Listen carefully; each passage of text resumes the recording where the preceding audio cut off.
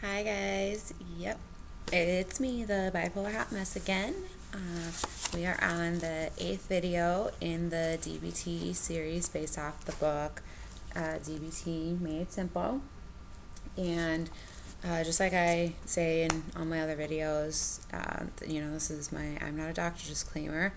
I'm not a doctor, I'm not a psychiatrist or therapist, psychologist, none of that. I'm not licensed to practice any kind of medicine or practice any kind of anything. I'm just a girl who has bipolar disorder, and I am just walking you through this book that was sent to me by a publisher to read and review, and my doctor recommended DBT therapy for me to use, thinking it might be helpful with me. So I'm kind of going through the book and learning myself and teaching you guys and another one of my friends in the process.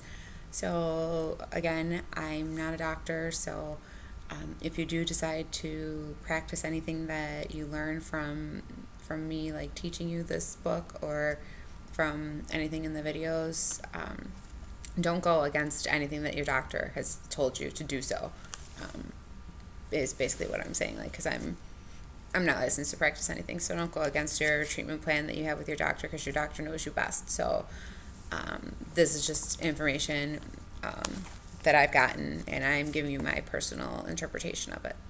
So with that said, the next chapter in this book discusses mental noting and being non-judgmental. But because I try to keep these videos kind of short, and I know sometimes I kind of babble on and on, sorry, so they're not as short as I'd like them to be, but the non-judgmental part is a lot lengthier than the mental noting part, and the non-judgmental part would probably constitute a whole video itself, lengthwise. So I decided to break them up into two. So this video we're going to discuss the mental noting part, and then at the end, since this one's kind of short, I'll give you another exercise or two for practicing mindfulness, and then the next video is going to be how to be non-judgmental with your mental noting. So you have to first be able to learn your mental noting in order to figure out what you're being non-judgmental about. So it's best that we learn the mental noting part, and then we'll learn non-judgmental. So mental noting. In DBT, mental noting is a skill that's known as observing and describing. So you're basically, the idea there is looking at what you're experiencing. You're supposed to go through it moment by moment, and kind of whatever you're sensing or noticing happen, you're supposed to note that in your mind and describe it, but you're supposed to do it in a non-judgmental way. So, for example, instead of saying, I'm depressed and hopeless, things are never going to get better, I don't know how I'm going to manage, when you're mentally noting it and being non-judgmental, you're going to say, I'm feeling extremely depressed and hopeless right now. I want to cry and scream. My thoughts keep going to the future, and I'm having a hard time not acting on the urge to hurt myself. So with that, you sense that you are feeling extremely depressed and hopeless, and you notice that you wanted to cry and scream. So you noted those in your head. And then you notice that your thoughts kept going to the future, and you're having a hard time not acting on the urge to hurt yourself. So you sensed and noticed that and described it without judgment. Before, in your original statement, you were saying, I'm depressed and hopeless, things will never get better, I don't know how I'm going to manage. And so you were being judgmental because you were saying, things are never going to get never going to get better, and I don't know how I'm going to manage. The I don't know how I'm going to manage it's a judgment, because you're immediately saying that you don't know how you're going to be able to handle these feelings when you haven't felt those feelings yet. So that's a judgment. So I hope that makes sense. Mental noting can be very helpful so that you don't get caught up in your emotions. A lot of times, it's seen with anxiety. Like you start thinking about your anxiety, and then all of your thoughts about the anxiety, they just become so overwhelming that they start to give you anxiety. I mean, have you ever noticed that? And that's just one example of how mental noting can help you not get caught up with all of that. Instead of letting all of those feelings of anxiety take over, you would look at it and then notice what's happening, and you would take it step by step and do it in a non-judgmental way, instead of letting all the thoughts just start racing and start piling up and building until all of a sudden you're more anxious about those anxious thoughts. So that's how mental noting can be really helpful. Sometimes mental noting can be referred to as witnessing, because it basically is witnessing, because you're just narrating what you're experiencing in the moment, and that's like you're witnessing your feelings. So that's just another term that can be used if you're reading different books or doing research on DBT. When they talk about witnessing, they're basically describing mental noting. But remember, and this is really important, that when you're mental noting, you're supposed to be objectively observing, and you're only supposed to describe the events as you experience them. Do not classify them as good or bad or right or wrong, because those are judgments. So you only want to you have to be objective and just describe the events as they are being experienced, and whether they're good or bad or right or wrong, they just are. They are what they are. They're just your emotions.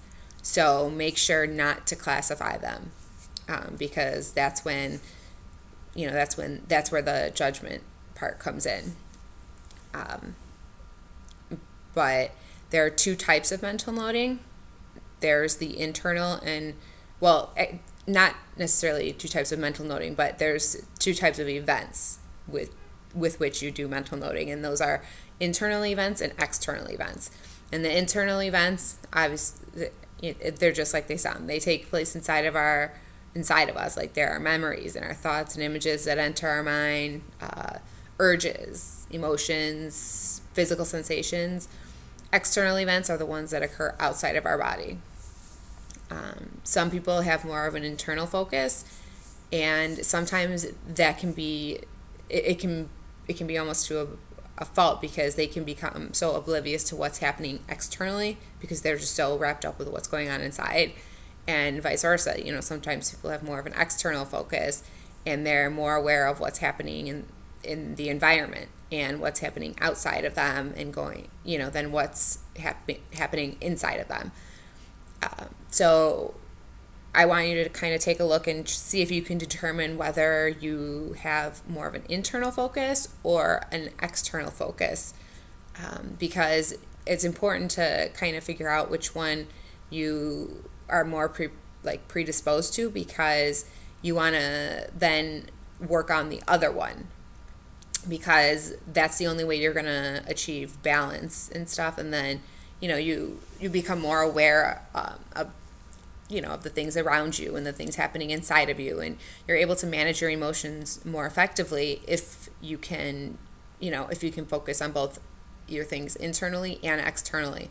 So if you predominantly have a focus on all of the events going on internally, then you want to start really trying to focus on what's going on outside of you and your reactions to the things going on outside and all the external events, and practice your mental noting with that. If you have more, a predisposition to what's going on outside of you, then really try to focus on taking notice of what's going on inside of you instead of outside, because again, that's the only way you're going to be able to achieve a balance, and that's part of what the only way you can really regulate your emotions is if you're able to achieve a balance. You have to be able to be able to know what's going on inside and outside to be able to effectively regulate yourself. That's just kind of how it works. So that's mental noting.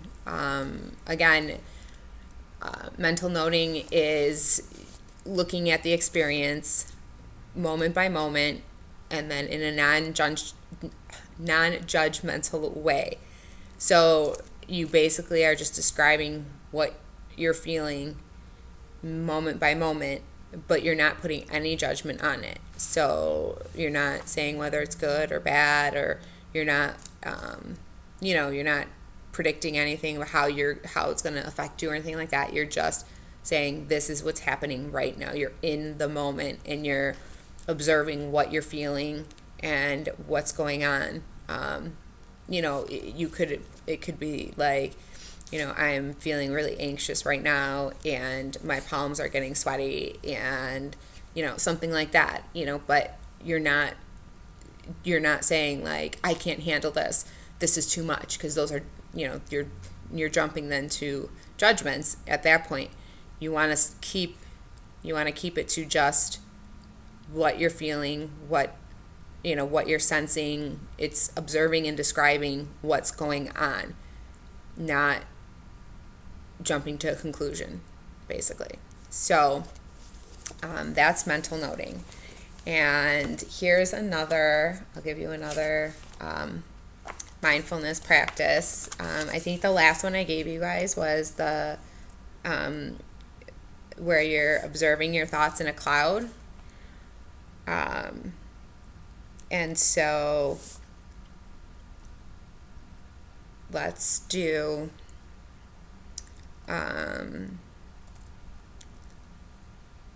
focusing on a thought. I don't think we did that one. So choose a meaningful word or sentence to focus on. Then repeat it to yourself as you focus on your breathing. For example, while breathing in, think wise, and while breathing out, think mind. When you notice that your mind has wandered, don't judge yourself, simply bring your attention back to the exercise. So this is just another breathing exercise, but you're picking a specific word, like term or phrase that you're going to focus on. So you would think of something, here they're using the phrase wise mind. So when you breathe in, when you inhale, you're thinking wise, and when you're exhaling, you think mind. And so you keep focusing on that, and then when you notice that you're suddenly making your laundry list, of things to do, or grocery list, whatever, laundry list. But once you start noticing that you're, making lists in your head, or you're noticing things going on in the other room, then you know that your mind's starting to wander. So then don't judge yourself for it. It happens. Just bring yourself back and start over and try it again. And again, with all of these exercises, you're just trying to increase the amount of time that you can stay within the exercise before your mind wanders. So it doesn't matter how quickly your mind wanders at first. The key is you want to continue working on it and, improving the amount of time, because that's, if you're improving your own time, then you're doing better with yourself. So it doesn't matter what anyone else is doing. It doesn't matter how long I can stay focused, or how long your husband or wife or anyone else who's practicing this with you, it doesn't matter how long they can stay focused. It's you being able to, you're focusing on yourself, and you're trying to improve yourself. So you're trying to improve your own score. And I don't necessarily think it should be looked at as a score, though, as much as it's, just the amount of time that you're able to keep your focus, because that in turn helps your attention span and how well you can, keep yourself attentive in many other aspects of your life. So, so when you're doing these exercises, the only thing that you're trying to do is get yourself in the moment, and don't focus so much on trying to improve your score either.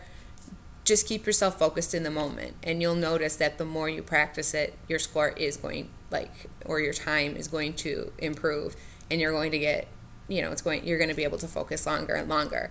Don't make that your focus. Make just being in the moment and focusing on the actual exercise at hand. Make that your focus. And that's all I have for right now. And then I'm going to go prepare my notes for the non-judgmental part, and then we'll have the non-judgmental part of this. And I believe there's actually a worksheet that goes along with it too. So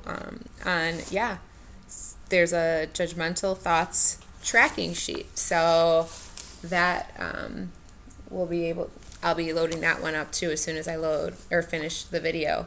So you'll have a worksheet to go with it.